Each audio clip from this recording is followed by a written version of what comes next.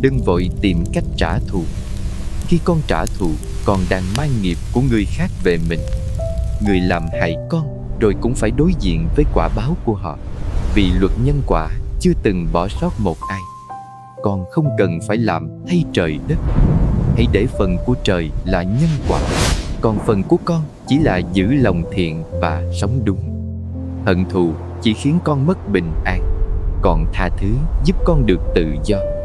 Tha thứ không phải vì người kia xứng đáng, mà vì con xứng đáng được nhẹ lòng.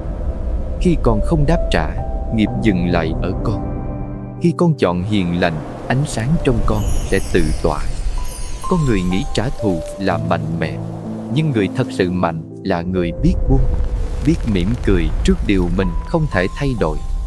Giữ tâm sáng, giữ lòng hiền, rồi tất cả bóng tối sẽ phải cúi đầu trước ánh sáng ấy.